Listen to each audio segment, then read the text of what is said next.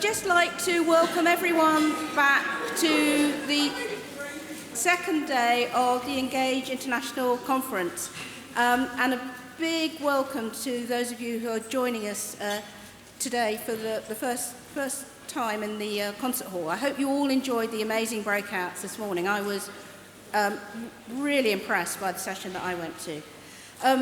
Just a few pieces of housekeeping, particularly for colleagues who have joined us for the first time. The fire exits are signed. They're just behind you and to the side here.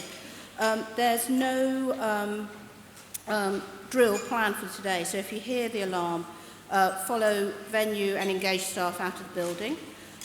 Toilets are signposted out of the main foyer. You can identify staff and volunteers by our yellow badges, so do come and find us if you need assistance. The programme today, as you'll know, runs until 4. Just a reminder that we're documenting conference both with photography and with film, and I wanted to encourage you to join in the discussion using social media, so please do tweet. I know lots of you are, which is brilliant, and hashtag is just on the screen here. Without further ado, I'd like to invite Annette Krauss, artist, onto this podium to do artist's intervention, provocation.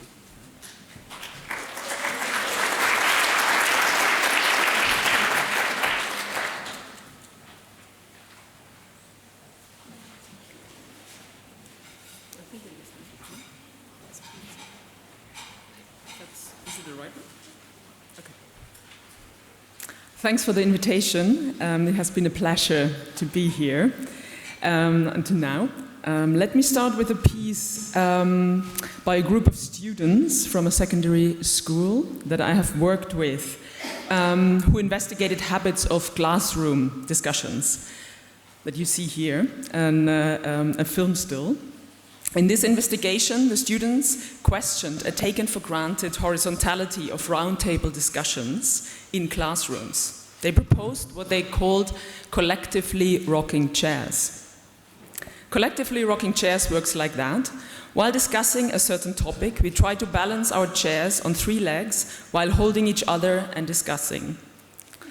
A sheer impossibility, nevertheless. When it comes to discussing, because in discussions we have developed a very elaborate routine of forgetting or denying our physicality or bodies instead of being aware of them. The students that you see here from St. Paul's Way Trust School, Tower Hamlets in London, who developed the exercise, did not only challenge unquestioned hierarchies when it comes to roundtable discussions in classrooms, and I will come back to that later on. They also very much, as I said before, questioned routines of non-physicality when we enter in classroom discussions, basically actually any discussion. So a recurring question in the bigger framework of this project, which is called Hidden Curriculum, was the question, what has learning to do with physicality? When we learn, do we not always learn as bodies? Well, the other thing is, of course, let's face it, we do not really know how learning works, but we think we have pretty good models how learning could work. And one of these models, and we know it all very well, it's learning understood as acquisition of knowledge. It's an additive model that puts the emphasis of gaining something while learning. After gaining something, you possess knowledge. And this model of learning made its way into classroom relations, the way we relate to each other, and not the least smoothly actually ties in what we called knowledge economy. And together with a group of people, we are interested in investigating or shaping another model of learning, where actually learning is co-determined with unlearning. We could also say, can we not start from a hypothesis that says learning and unlearning always comes together? We try to tie here in with the legacy of black feminist thinker bell hooks or radical pedagogue Paulo Freire, who demand instead of having knowledge, which again kind of perpetuates the idea of acquisition of knowledge. So instead of having knowledge, we engage in knowledge. I'm right now involved with 3 collaborations through which we try to thicken this learning-unlearning co-determinacy. So when we learn, again, what I said, we always try to unlearn. So how can we actively shape this process of unlearning as a process of becoming aware of taken for granted truths of theory and practice? And let me walk you through 3 different collaborations, very briefly, which are called sites for unlearning. The first site is a practice that I'm involved in with a collective called Read In, a collective that I'm part of since several years, and we call this specific part, this specific strand, which deals with unlearning, Unlearning My Library, which actually quite nicely relates back to the breakout session this morning when we have been at the Women's Library. So being engaged in knowledge processes, we are interrogating how the books we read, the references we use, the bibliographies we create, how they are interwoven with the fabrics of our thoughts. What we do, we volunteer people or ourselves, public and private institutions to do a so-called bookshelf research. I'm talking about the counting exercise here on the right side.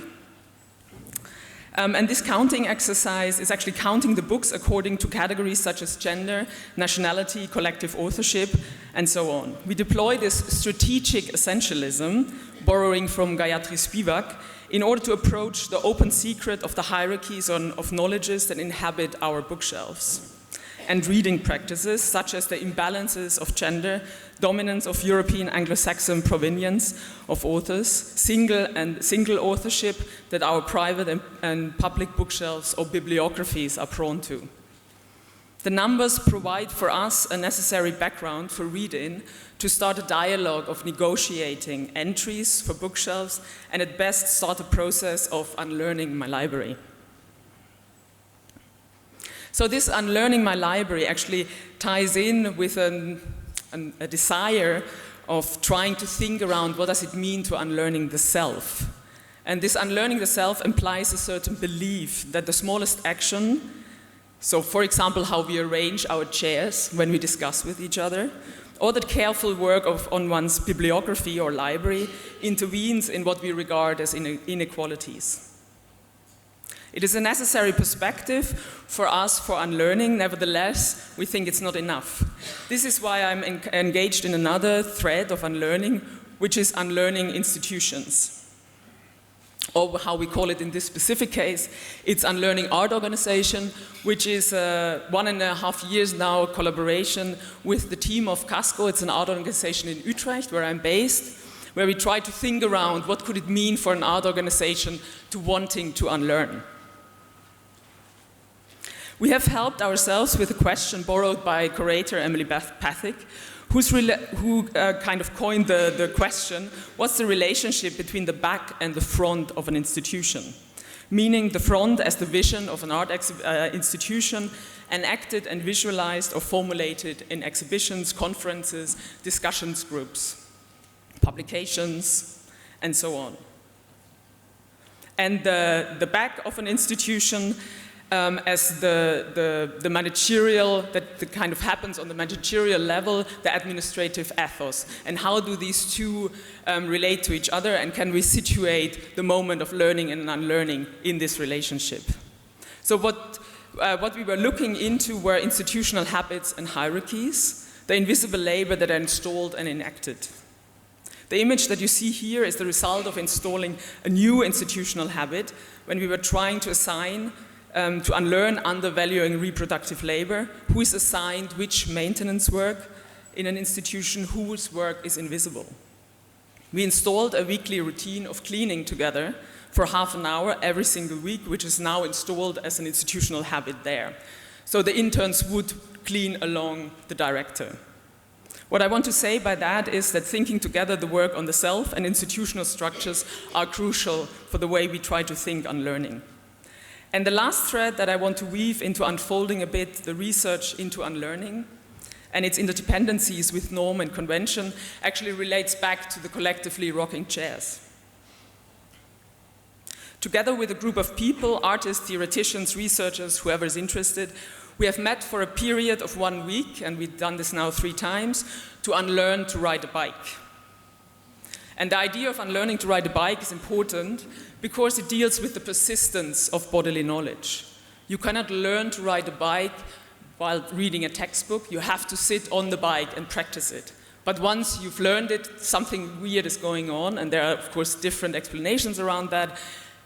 So you have learned it, but it's almost impossible to unlearn it. When we tried, literally engaged in unlearning to ride a bike, we also understood that something else happened. Next to trying to unlearn to ride a bike, we also investigated our default positions of what it means to engage in impossibilities. Not to forget the collaborative effort to engage in these impossibilities that might shift the heavy force of impossibilities that has the power to paralyze. In this way, I also understand the threats that I tried to unfold as a collaborative effort in trying to engage in the possibilities of, in the politics of impossibilities, with the embodied visionary desire to imagine the world otherwise.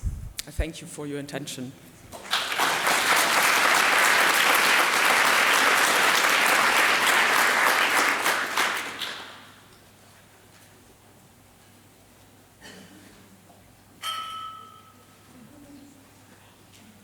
Thank you, that was brilliant. Can I welcome Stephen Palmer to the platform, where he's going to be joined by the rest of his panel, who are going to be looking at some of those knotty ethical issues. And Stephen Palmer is Visual Arts Officer at Creative Scotland. You know, do come up, yes. Otherwise I'll look like a lemon.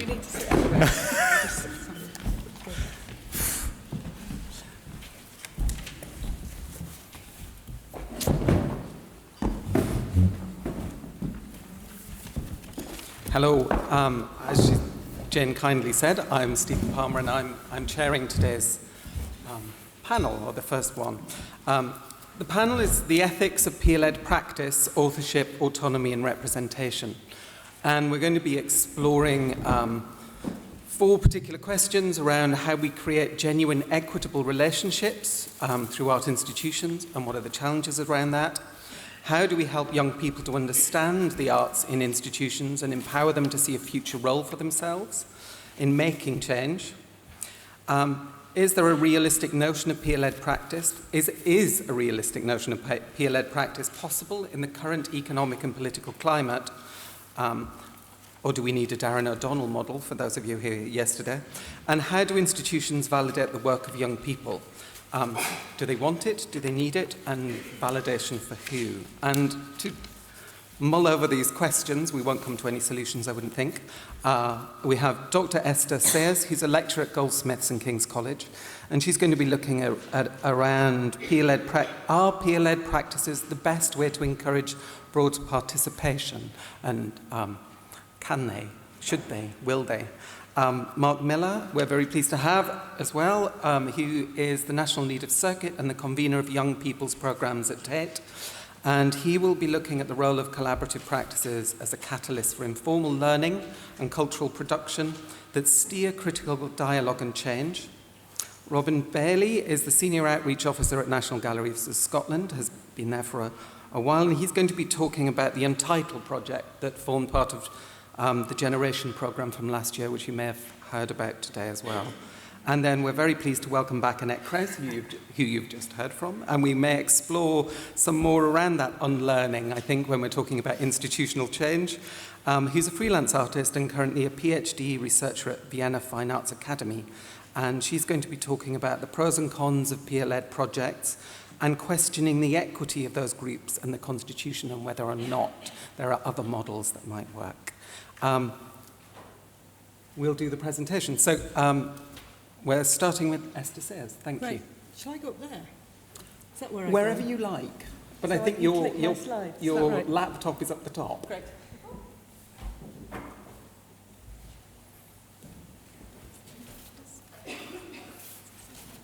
Thank you. Hello. Really pleased to be here, and I'm really sad that I couldn't be here yesterday. I had a teaching commitment which had been organised somewhere in last April, I think, so you kind of can't move these things. And anyway, it's great to be here now. It sounds like some really interesting discussions happened yesterday. So what I want to consider over this next 10 minutes is whether peer-led practices are the most efficient way to encourage a broad kind of group or demographic of young people to participate in the arts. My understanding of the value of art in people's lives has been influenced by the lecturing that I've been doing over the past few years and the cultural education that I've been involved in at Goldsmiths and at King's College, both in London.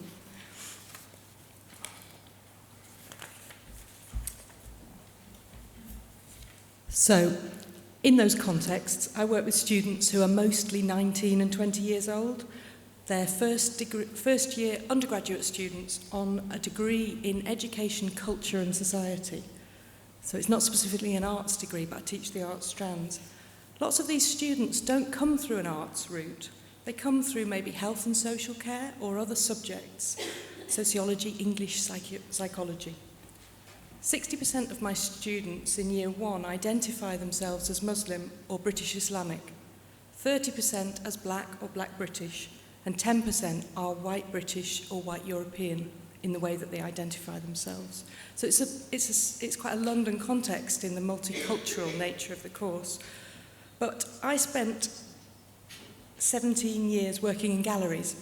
So this multicultural course that I'm now teaching on, I find very interesting because in the gallery, I was very much involved in working within a philosophy of art for everyone, the kind of thing that was introduced by reformers like Ruskin and Morris in the mid-19th century. Galleries and museums, as we know, struggle to broaden their visitor base and reflect the demographic of contemporary British society, often with limited success. Gallery programmes for schools and young people often have a bit more success in terms of a varied profile than, say, the general visitor demographic of the place. But still, the cultural mix of many gallery youth programmes remains fairly static, with so much effort from on-the-ground staff to create a good style of programming, a welcoming atmosphere. Why should this be? I'm concerned that partly it's the peer-led format that discourages some young people from taking part because it creates a kind of social group which by its sociable nature attracts similar types of people, people who are similar to each other. So for 10 years I was curator of youth programmes at Tate Modern, and I found that peer-led programming didn't attract a diverse social or cultural ethnic mix, and it rarely, I mean it did to some extent, but not as much as I was trying to do, and it rarely, if ever, attracted Islamic students. Over the past few years I've been doing some research to support programmes for young people at the South Bank Centre and at Camden Arts Centre in London, and at a place called the Shui Shui Institute in Taiwan. And in all these places I've found that peer-led programmes attract people who are similar to each other and who are often similar to the youth programme at the gallery. The fact that the youth programmes I ran, and this is a picture from one, seemed to construct people who sounded and sometimes even looked like me, troubled me. So I studied this. So I studied the first 10 years of the programme, of the Raw Canvas programme at Tate Modern, for my PhD thesis, which I completed in 2014. The aims of the Raw Canvas programme was about giving power to young people and breaking down the barriers that disconnect young people from modern and contemporary art. It was about 15 to 23-year-olds coming together outside of school, coming together independently, without the family or without school. The term peer-led can refer to the way youth programme activities are organised, but it can also describe the kind of pedagogic approach, the approach to teaching and learning, the approach to a kind of structure of dialogue between young people, between peers. As an interpretive mechanism, kind of interpreting works of art, peer-led approaches often enable a group of learners to sort of test out whether their assertions about a work of art hold true, whether they kind of sound okay when you speak them out loud. But the inherent ambiguity of arts practice means that the process of looking at art is always an ongoing conversation between the viewer and the work, and in a group situation, between each other, the other people in the group. This can be helped enormously by peer-to-peer conversation, in which there's less intellectual knowledge hierarchy, but more commonly a kind of sharing of ideas, a kind of sharing of wonderings about the work and what it might mean or represent. Peer-to-peer learning can have massive benefits to the development of knowledge and understanding because it allows learning to happen without teaching. This is pedagogically really interesting, I think, but we have to consider who benefits from the peer-led structure. Is it the young people, or is it the institution that benefits? When staff are stretched to do more and more projects, peer-led programmes sometimes provide a cheap workforce. How does this relate to the bigger picture of arts provision for young people? Currently, whilst funding is extremely limited, the arts are being squeezed at the same time as our communities are becoming increasingly multicultural and sometimes quite divided on ethnic and religious grounds. Creative activity in the arts can provide a way of bringing disparate people together in a common purpose. But at school, particularly in England, and I think it's better in Scotland, there's less and less opportunity for most children to do any art. The compulsory education system is in crisis. We have about a third drop in the number of young people taking arts subjects at age 13 from about 5 years ago. It's decreasing all the time. We can kind of see this sort of repeated dismantling of creative approaches to the learning and development of young people by this continuing decline of young people opting to take arts subjects.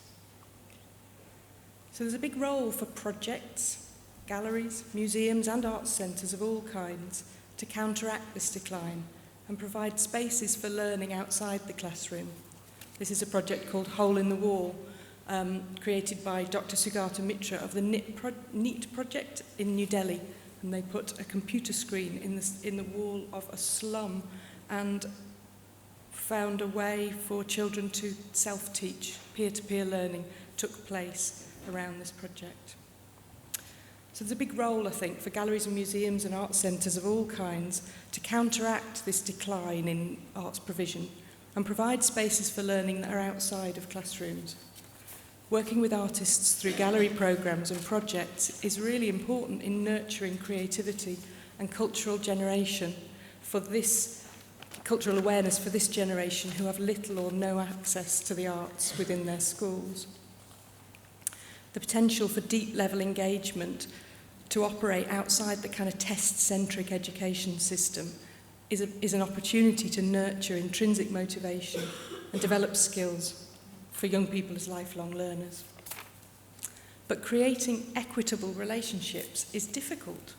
We've got to acknowledge from the outset that the institution has more power than the young people. We have to be honest about this, I think, and be clear about the scope of opportunity that exists for young people. We have to look at why do institutions want to give power to young people? What do they get out of it? We also need to understand that all young people are not equal. Just because they're young doesn't mean that hierarchies don't exist between them.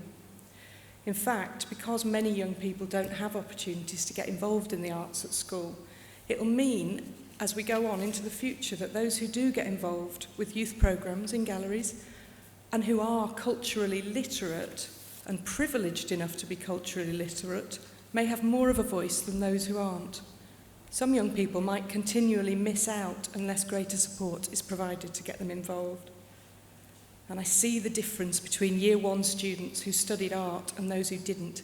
It's demonstrated through their confidence in creative activity, but also in their ability to think for themselves, to be critical and analytic, and to form and voice their own opinions. Those who don't have the skills need nurturing to get them, and schools just aren't doing that for everyone. And this can create a kind of inequity that peer-led programmes might not be well placed to deal with. Many young people in Britain, but especially in London, are negotiating complex self-constructions of their multifaceted identities, sometimes navigating a path between family tradition and contemporary urban life. The proposition of learning through the arts is often of unlearning an attitude to knowledge that's based on spoon feeding. for some young people, the deep-rooted expectation of teacher and student, intelligence and ignorance, active and passive, is so ingrained that it takes more than an offer of an equitable situation to open their minds to something like peer-led learning. They need support and scaffolding to be involved in that. So what system of moral principles can we use for peer-led learning? How can we make it ethical?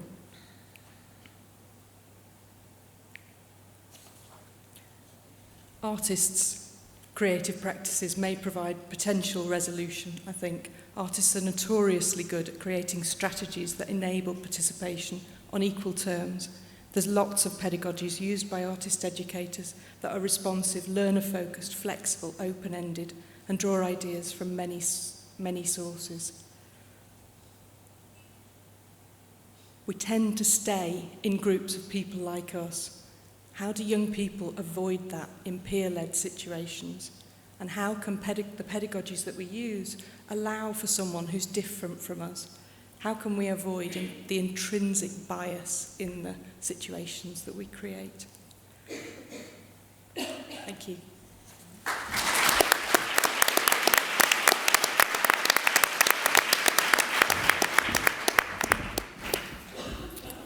And now Robin Bailey.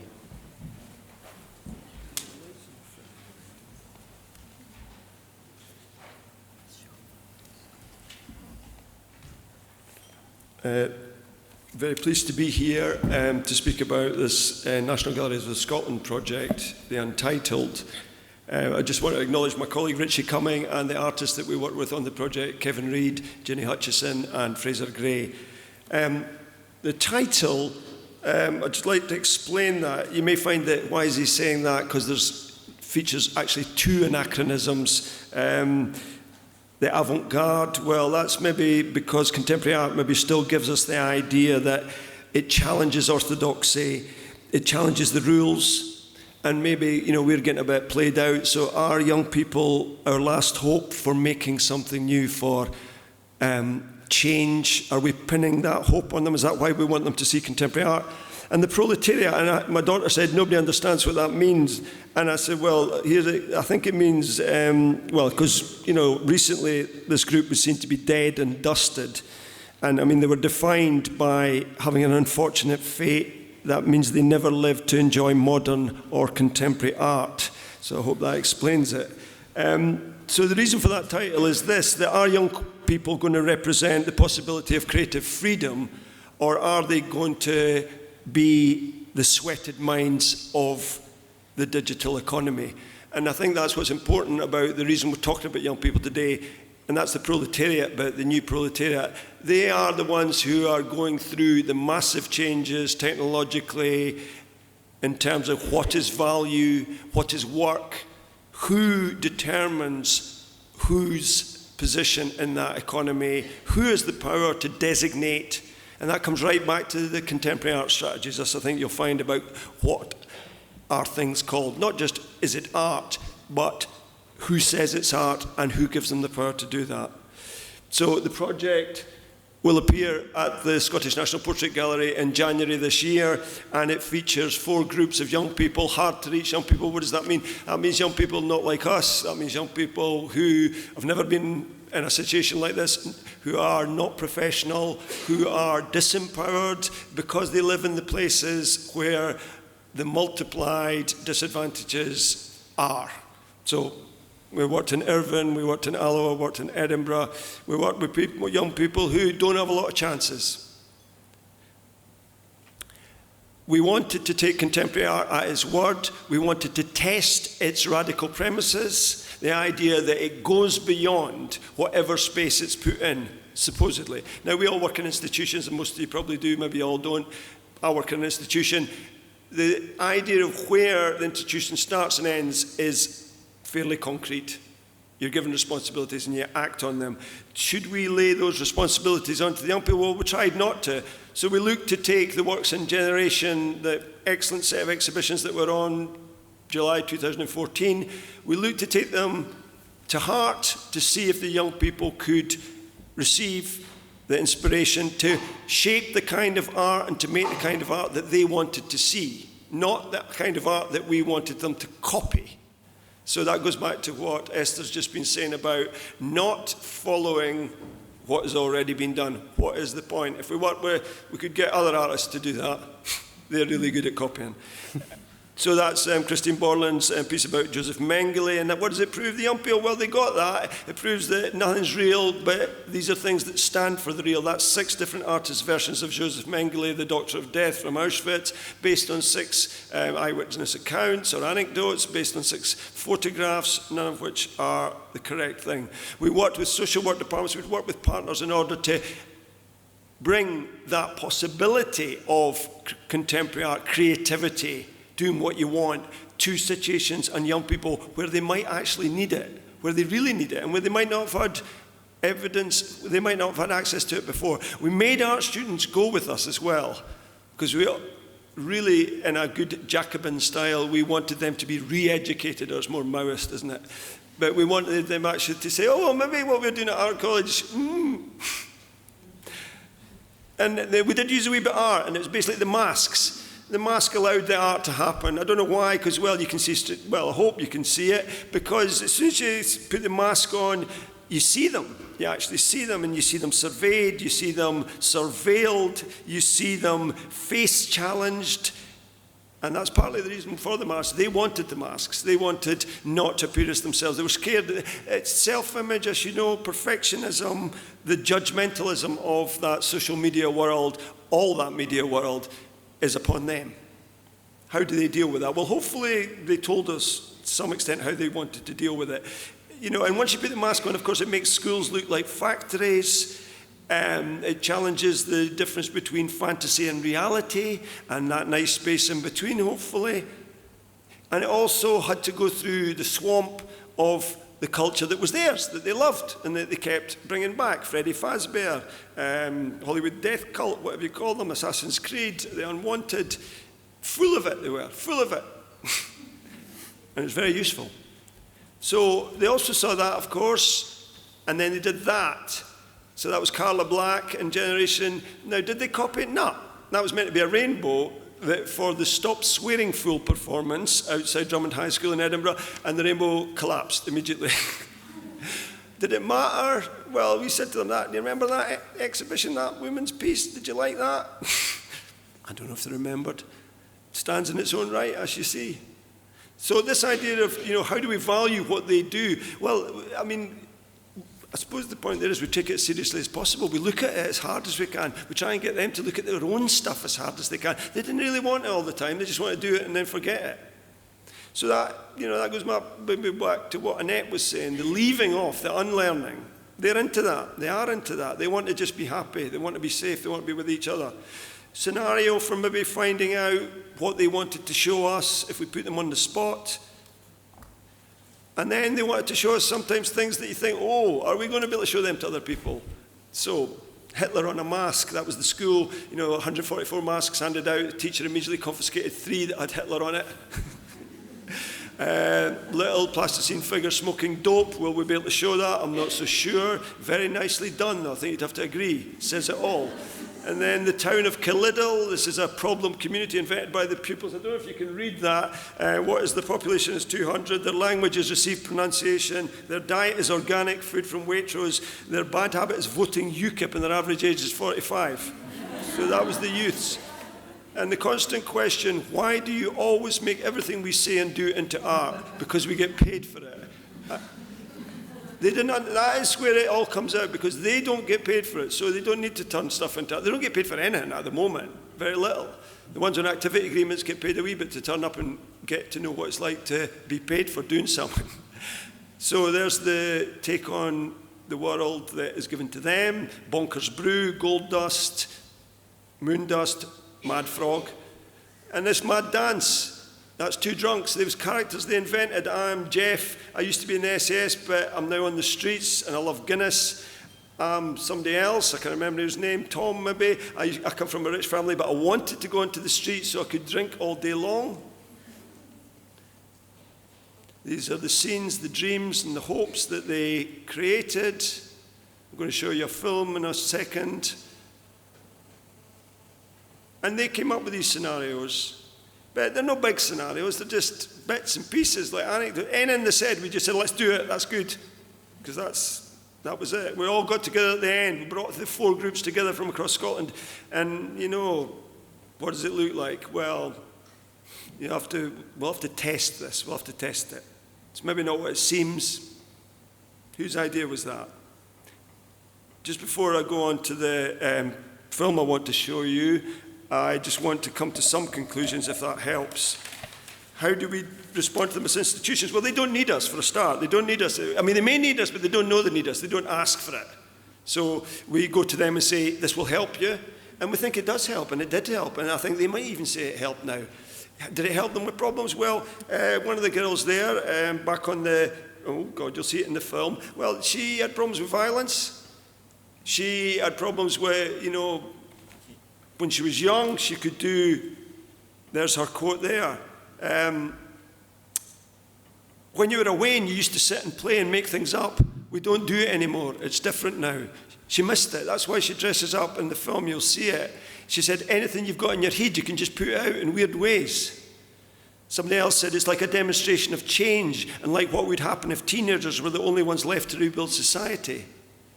Just because you're getting older doesn't mean you have to grow up at all. You just have to find a balance. And finally, because it's expressing your feelings and what you believe in, and that's art. Nothing's wrong in art. That's what I love. Nothing can be wrong. Everything's unique and what you want it to be.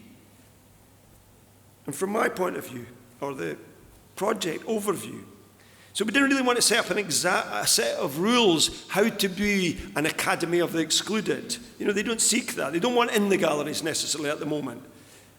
But we do empathize that we're all invisible in the mainstream.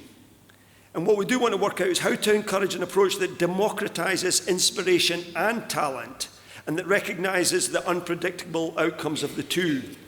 I mean, our question for art galleries is, can we stretch to genuinely accommodate this anti-institutional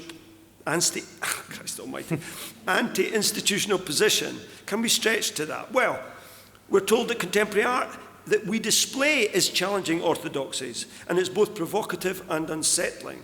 Well, if so, then why can't we ask young people to do the exact same thing as part of our programs or outside of our programs? Maybe the solution lies in the institution realizing that a collaborative production of value and a sharing of the power to make things happen with audiences as co-producers is the sign of the future, the sign of a genuinely creative political economy. So I'm just going to show you the film now.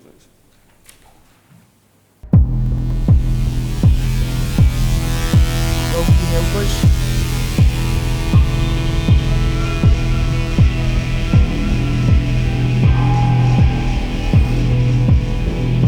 Society's collapsing, the language is collapsing, everybody's a stranger.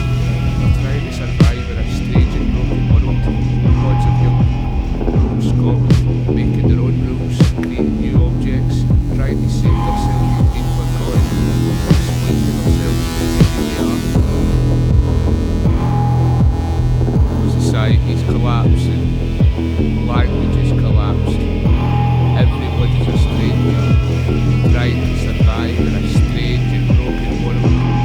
These pods of young roam Scotland, trying to make their own rules, creating new objects, trying to save themselves from being forgotten, to explain to themselves who they really are. To what they owe the pleasure. You dafty, I'm going to take your feet, Sam. Anywhere near me.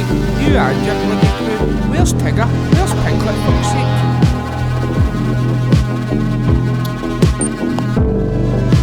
Yes! Yes! Oh! Hey! Hey! Yes. No! Oh! Ah!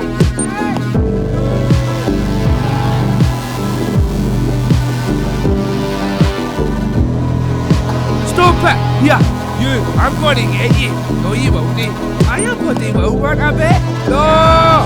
Yes! Hey! Hey! No, stop it, mate. Just get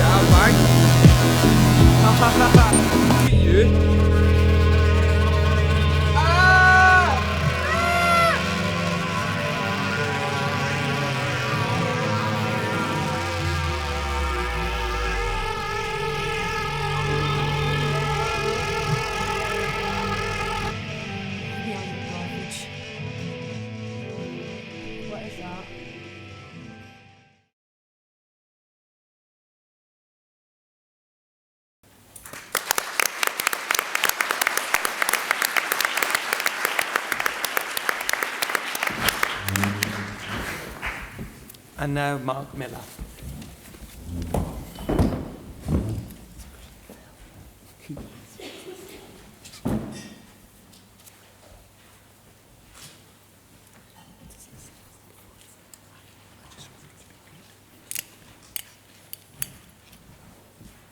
Good afternoon, everyone.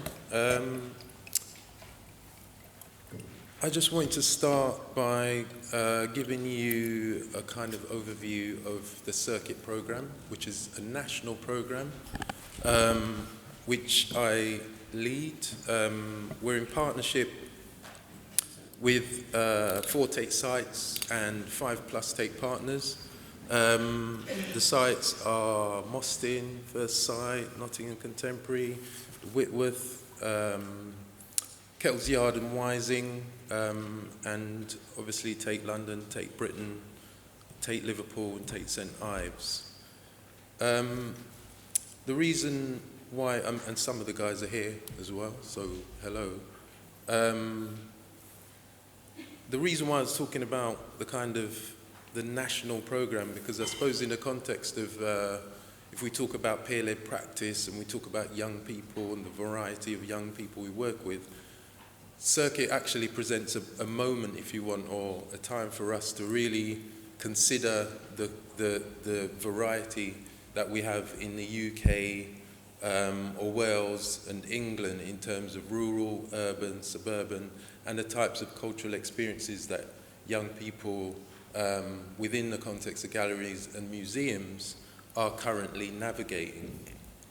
And also, especially in the context of peer-led practice, just kind of what that actually means. I think we all kind of ask ourselves, and we talk about peer-led practice, and there are certain kind of assumptions, and there are certain perhaps rules, regulations, expectations from all our organizations in terms of what that actually means.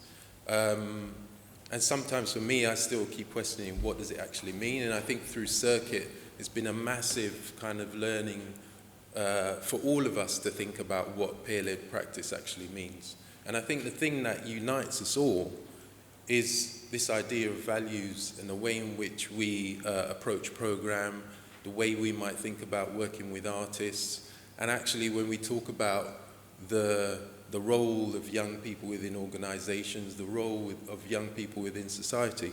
And those values really are about how young people or programs navigating or building relationships with young people can make a positive difference for them. It's also about creating opportunities for young people, especially young people with the least access to cultural activities, or as Robin says, to rooms like this and to galleries which we work. And then it's also about how within the institution, if you want their cultural productions, can actually make some change or have a positive impact throughout the organizations.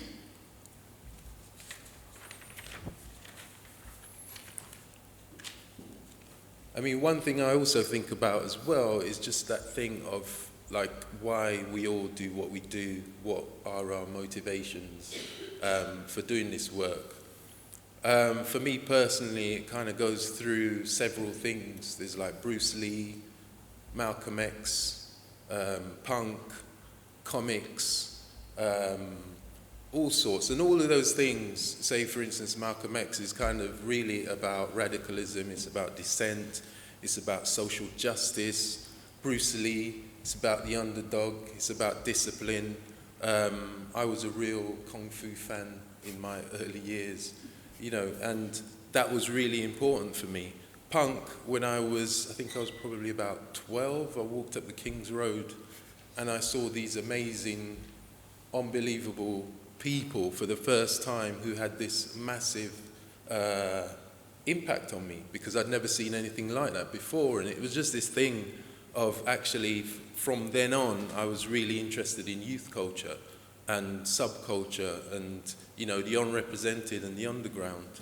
So when we think about ethics and we think about working with young people, etc., I think it comes back to actually what are our motivations for doing this work? What are our organisations' motivations for doing this work? And I think within that we can navigate our own kind of, if you want, personal motivations and personal references for making decisions about ethics, especially working with young people. I also think this idea of autonomy with young people and how that works within organisational structures. And I think within where I work, in terms of Tate, there is a reality about working within organisations. And I think the idea of autonomy within an organisational structure is sometimes something you can work via stealth, or you can go within the organisational means, but I think it's really about how we enable young people to understand some of those organisational structures and work within those organisational structures. But within those contexts, it's important that we are really clear and we are really open to enable those young people to create their own ways of navigating those organisations. And I think young people's cultural productions are a huge part of what the future of museums and galleries might be.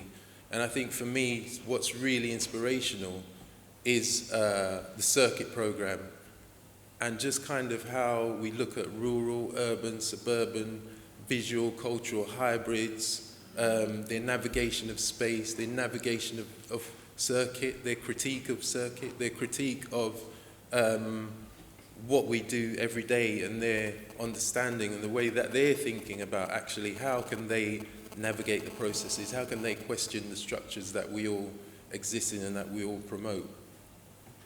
I also think this idea of institutional change is really important, and what's been afforded by Circuit is actually being able to affect governance and to be able to meet directors and to be able to discuss with young people what they want to do and potentially the types of programs they might want to develop and how the roles work. I've actually forgotten to keep skipping my slides. There's hundreds of images images from Circuit which are from all of the sites that have been contributing, so I'll do that really quickly while I try and speak. But so the idea of the institution and change within the institution, I think young people are core to that. I think their ideas, the way they are navigating and questioning what we do every day, and how we might respond to that. And I think we talk about the idea of instrumentalized project, social engineering through peer-led practice. But I actually think we live in a socially engineered world and we live in an instrumentalized world. So how these programs navigate that is really important, how we are open to that idea of how we can build diversity, how we can represent our local communities and our local audiences through programs such as Circuit. I also think that the idea of building diversity and diversification, one of program, one of the types of artists we work with, is extremely important. I also think, for me, going back to the kind of personal in a sense, is that when I was growing up, I was surrounded by all sorts of young people, aspirational, excluded, vulnerable, rich, poor, different classes. And I think what we need to maintain is just that idea that diversity and art for all, and even though, you know, we all think about that in a kind of utopian way, I think is something for us to really still maintain, aim for. But I think what's really important is that young people are core to how that evolves and what it evokes, and how we can change, redevelop, reconfigure, and reconsider the roles of galleries, museums, and young people's importance within that. That's me.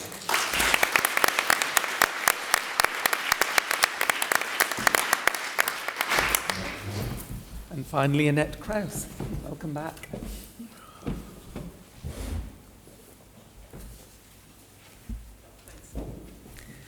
I will obviously continue where I have stopped half an hour ago.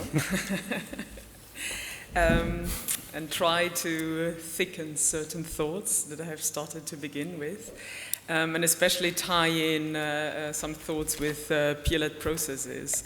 And there are two aspects for me that seem to be really important, and they have come up a lot until now, and I will simply repeat them in my words, I guess. So firstly, for me, of course, peer-led processes are about young people leading decision-making processes. So that's the first one. The second one for me is peer-led programs, and that's the jump to the institution, are systems and structures in place that support young people in these decision-making processes. So these two aspects, I assume we could agree upon very easily. However, I do think that we will have extensive discussions about the relationship about these two aspects, because the question arises about why, how, and under which premises do young people, collaborative projects actually, not only young people, peer-led projects, collaborative projects, actually any practice entering an institutional framework takes place. So in other words, how can we get a grip on, how can we analyze the conditions and systems and structures under which we are working, producing, deciding. And of course, I don't have an answer for that. Nevertheless, I'm interested in, again and again, trying to ask the question and finding ways of struggling with it. So if I work with young people engaging in leading decision-making processes in an institutional setting, I think we need to work together with them in critiquing actually the house that we inhabit.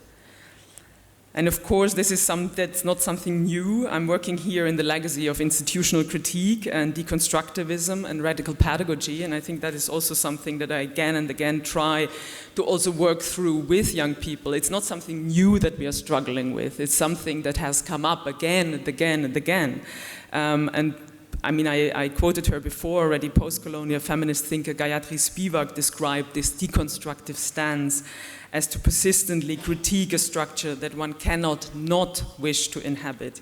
So in other words, or in my words, she's describing that we all wish to inhabit certain structures, institutions. I'm part of certain institutions. I'm teaching, I'm doing a PhD, but also working with young people in schools in different contexts. But nevertheless, we shouldn't stop critiquing this very structure that we so dearly inhabit. And Fred Morton and Stefano Harney, in their book Under Commons, maybe some of you have heard of it, they phrased this dilemma in the words being in the institution but not of the institution, which almost seems a paradox. So obviously we are dealing here again with an impossibility. Nevertheless, I'm urging myself again and again to try to engage with this impossibility. This morning, actually, when we were in the breakout session, and I don't want to miss the chance to kind of connect this, Anya and Rosie, the one who led the breakout session, they asked the group to read a text, and there was one quote that I actually, with a person next to me, we were discussing, we both were very struck by it, and I just want to read it. It's a text by Doris Lessing, about education, and there was one phrase which is called, "We have not yet evolved a system of education in any kind of institution that is not a system of indoctrination." And I guess we are not using this word indoctrination so much anymore. Nevertheless, for me, this is something what we are struggling with, or what I'm struggling with. So when I look at institutions, museums, schools, universities, a whole range of unintended and unrecognized, maybe even undesired forms of knowledge, values, unofficial abilities and talents are generated. Authority, dependency, pressure to perform, role models, standardized thinking are taught and learned without this necessarily being noticed. And the project, that's also why I brought up this image again, that asks this question for the hidden curriculum. So what do we learn alongside the official curriculum? Together with young people, we again and again ask this question in the institution, but also towards the workshop itself, towards the practice that we are doing itself. So these unstated norms and values and beliefs that are embedded, transmitted and exchanged through me, through the person that I'm exchanging with, are tacitly exchanged through social relations and routines that characterize day-to-day experiences. And this everyday, day-to-day experiences is a moment where I try to kind of start with. It's almost like always on the verge of kind of dripping into a complete banality, what I'm talking about. It's also an anxiety always on my side. Are we actually still on the right way of what we are asking, the questions that we are asking? These questions we have asked now for quite a while in the project Hidden Curriculum. So again, I would like to come back, that's what I said like half an hour ago, to this collectively rocking chairs where the students showed us in their everyday life how they are actually not really satisfied, how the roundtable discussions in the group, in the school takes place, and then propose something which is kind of stabilizing this routine that is enacted again and again, also in the hidden curriculum sessions themselves. Another example, a student shows different chairs that are used in everyday life in school. She distinguishes the chairs by the different persons in school who uses them. The comfortable spinning chairs are reserved for the teachers. Students use the static, smaller chairs. Accordingly, she indicates how I actually, when I introduced the hidden curriculum in the first session, sat first on a student chair, but then in the second session, self-confidently, without asking, grabbed a spinning chair and sat on it. And the way she kind of like brought this in the workshop, of course, was very important in order to further on investigate these small little hierarchies that are enacted again and again, also in the workshop setting itself. So in the example, the student talked about the experience of power being implicit in school furniture. So there's no written protocol. It was no written protocol in this school who is allowed to use which kind of furniture. Nevertheless, the student learned to compare, distinguish, and develop an implicit knowledge about these objects. Working collaboratively with the students, for me, is a constant demand to be attentive to the danger of exactly obscuring these authorities and hierarchies. And of course, I'm not free of these obscurations, or how do you say that? Like obscuring these authorities and hierarchies.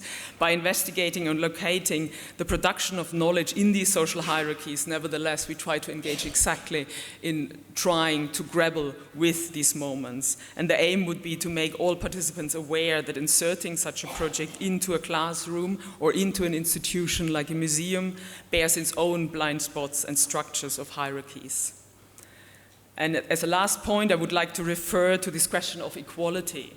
So how do we create equal relationships through peer-led programs in arts institutions, and what challenges institutions to face that? And obviously, I hope that it's clear that I don't think this equality is so easy to reach. Nevertheless, I think, well, where for me the danger lies is in actually assuming this equality, but rather like what I rather would like to do, to put equality as something that we should strive for, something that we should desire for. Writer and theoretician Marina Wishmit put it like this: it's a contingent process of experimentation in the social field that posits equality as a desire that can be actualized, and then we need to figure out how and why it fails when it does. But nevertheless, we have to engage in it. I understand this process, this practicing equality through failure then, and putting the conditions and own assumptions that lead to this failure, the core of the investigation, in order to come a bit closer to equality. Thank you.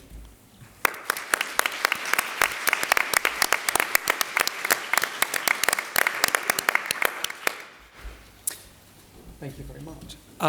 Thank you for 4 very, very interesting things.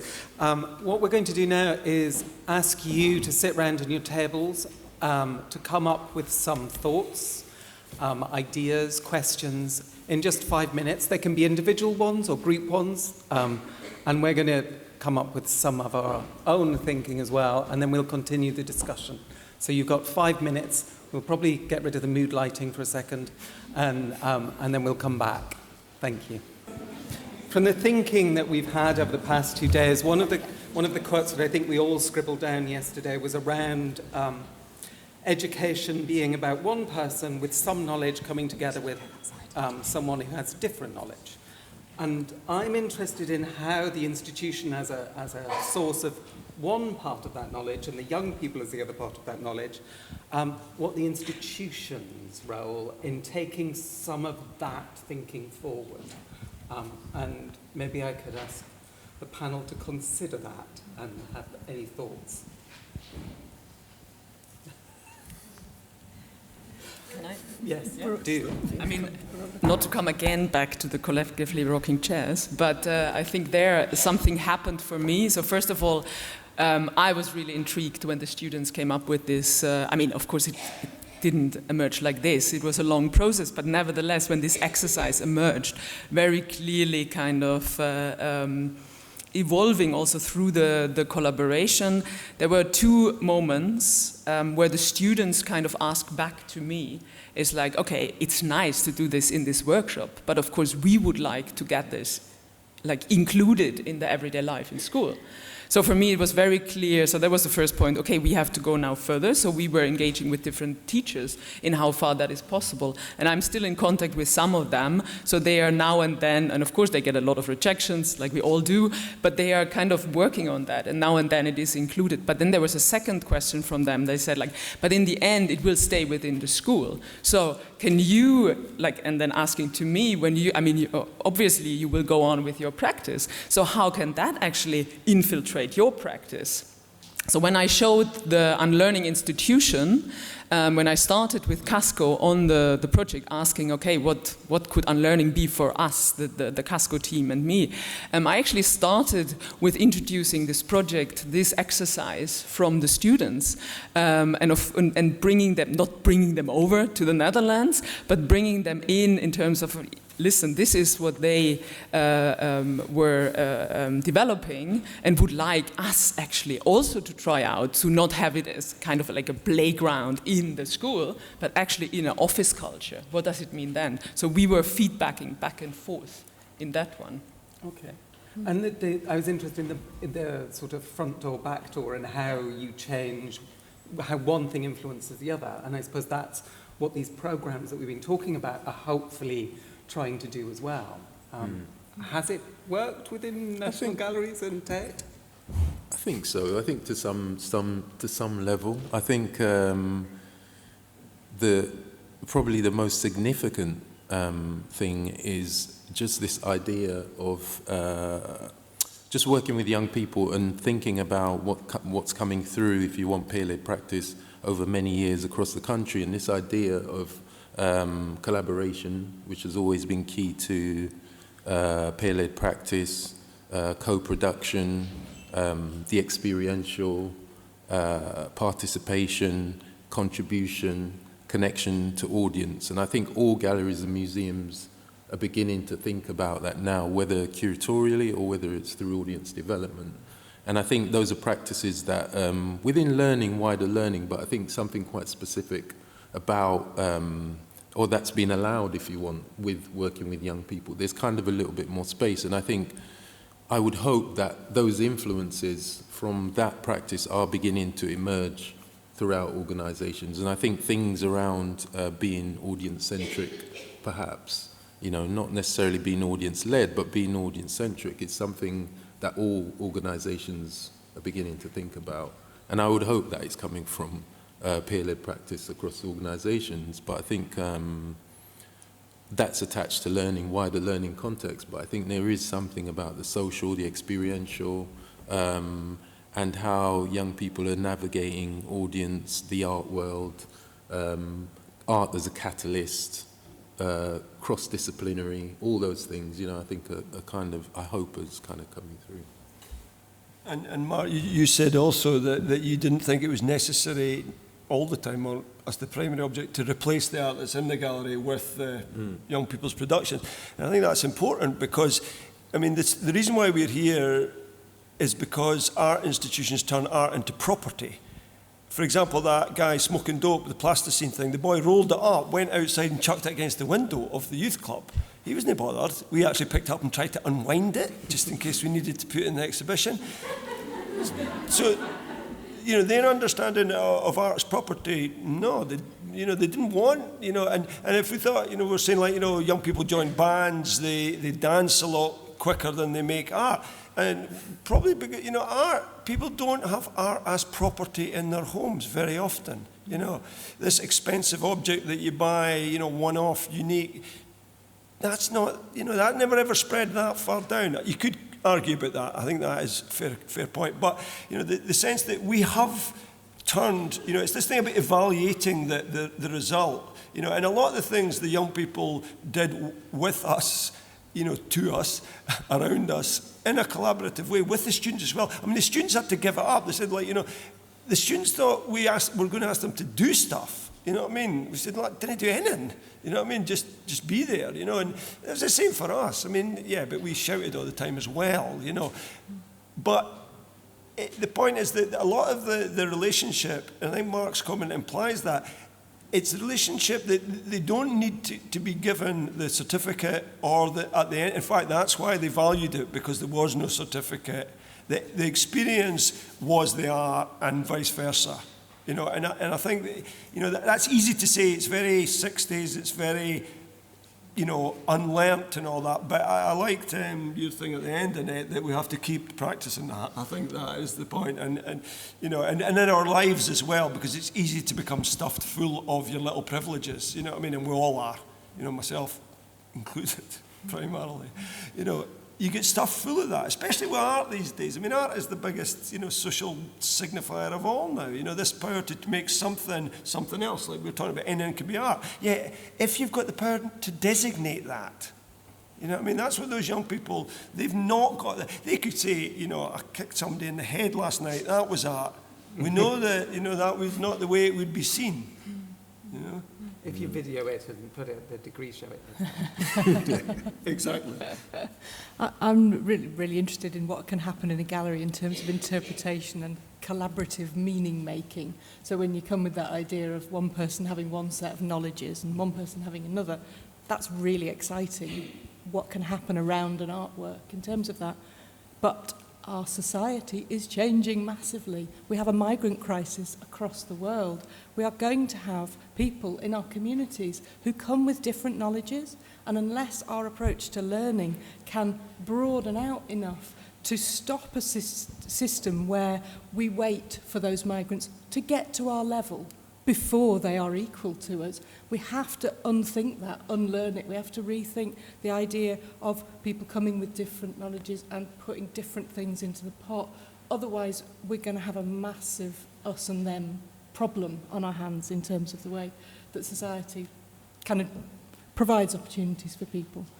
At Tate Modern, Raw Canvas did a project called We Are All Experts, really kind of riffing, if you like, from things that Jacques Rancière said about equality and an equality of intelligences, and they kind of tried to construct a learning project, a peer-led learning project, that subverted the idea of the expert voice of one person knowing and brought in the idea of peers with their different experiences coming to bear on the way that they thought about and interpreted an artwork. So I'm quite interested in those strategies.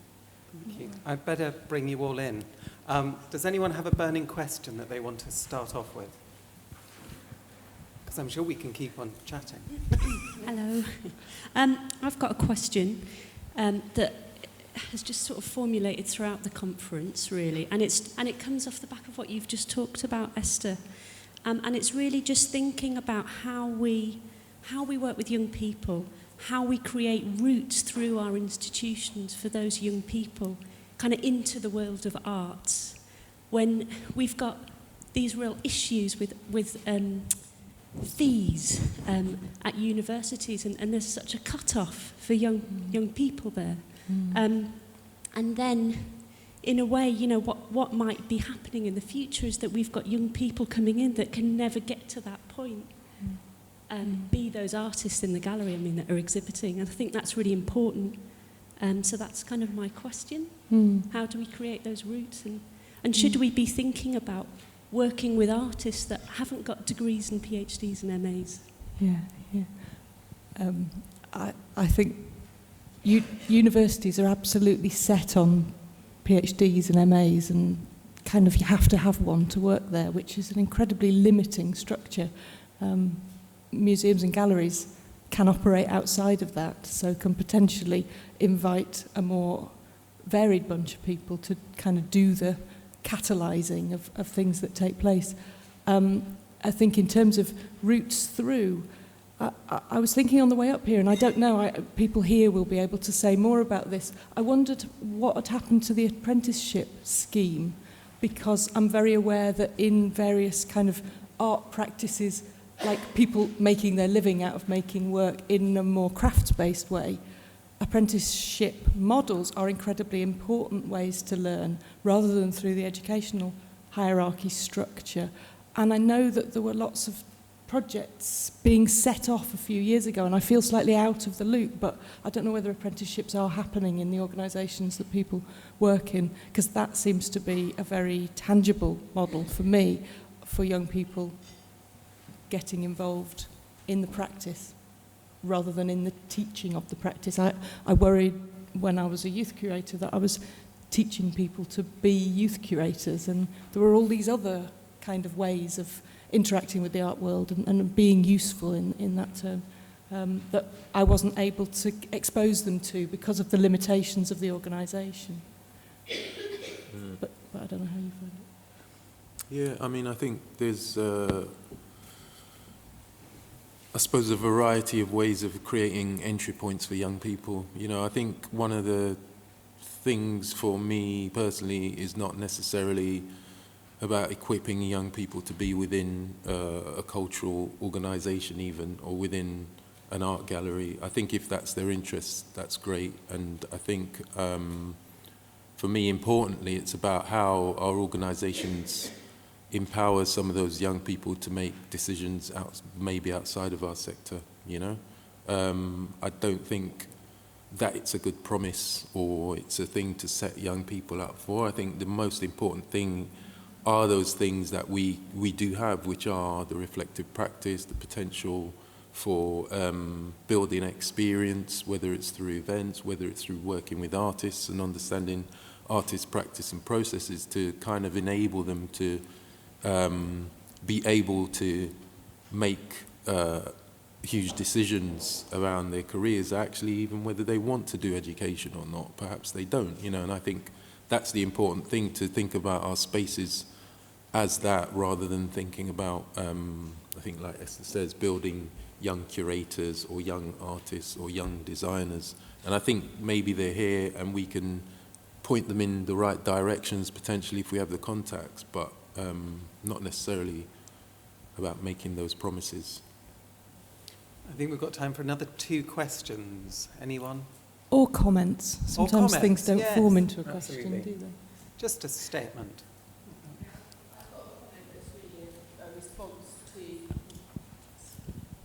I've got a comment that's really a response to the question Esther just raised around apprenticeships, and say I think there's probably people in the room who are better placed than me to speak to this, but I think we're at an interesting moment because we're beginning to be able to maybe evaluate some of that investment that's gone into creating specifically apprenticeships and traineeships in our sector, whether the stuff that has come through the Creative Employment Programme and CC Skills, or HLF Skills for the Future programme, which has resulted in apprenticeships and traineeships in places like Tate and various other settings that, you know, that we all work in.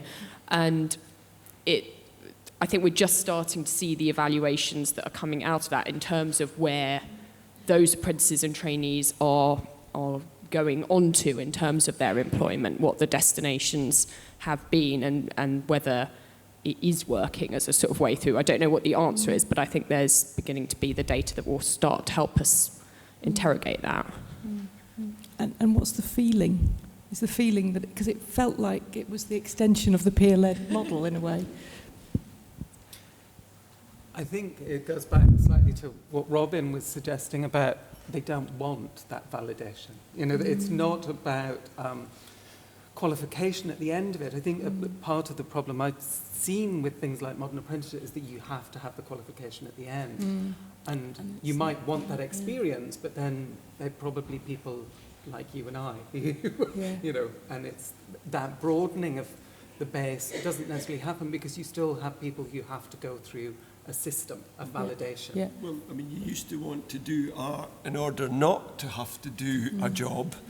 It's become a bit the other way around, isn't it? I mean, it's like folk want the best job, they want to be an artist, you know. Well, that's not quite the point. And I think we have got that the wrong way around. And in a way, if the feedback that I read out earlier, I mean, they spotted that there was still that space where nothing's wrong, you know what I mean? And it's not judged. And I think, you know, we're incredibly judged. The exam system, you know, often they said to us, oh, we like this because it's not like the art curriculum. It's not like doing art. It's the opposite. You get to do what you want. And, you know, now that's easy to say. I'm not blaming teachers by any means.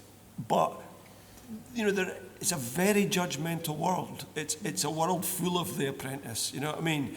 And in a way, I'm not an old-fashioned, like, art for art's sake, but it is one way to experience difference and to acknowledge it. I'm afraid we're going to have to do the hierarchy of chairs and bring someone else up to sit in the big chairs at the top. But I'd like to thank everyone. There was just one person who grabbed the microphone, I thought. Is it quick? Can we? It can be. Sorry, I'll try to be quick. I'm Rachel Craddock. I'm now at the National Gallery, but I've before starting there, I set up an apprenticeship programme at the Transport Museum in London, and also a young freelancer programme, which was all about enabling young people to create their own jobs in the arts and supporting them to do that. And so just kind of following on from Miranda's point is, no, it's terrifying for those young people, and certainly after kind of setting up a very reflective apprenticeship program for those young people, I had a lot of guilt about setting them out free into our sector. Although they'd been delivering their own programs, they'd been running young people's programs at the museum for a whole year, they'd been kind of educators. They were going for jobs and having conversations with people who were saying, oh, an apprentice, you can come and do this internship for free. Or, you know, they were almost back at the bottom level, below graduates, even though they've had that hands-on experience and they understood and reflected and could then lead their own kind of career, essentially. We were trying to create these young professionals, but then that was it, the glass ceiling or whatever was there. And I think, kind of returning to your point, it's like, how can we create the pathways for young people to keep moving up? Yeah. Thank you. Thank you. I am afraid we are finished, though. Okay, I'd just like to thank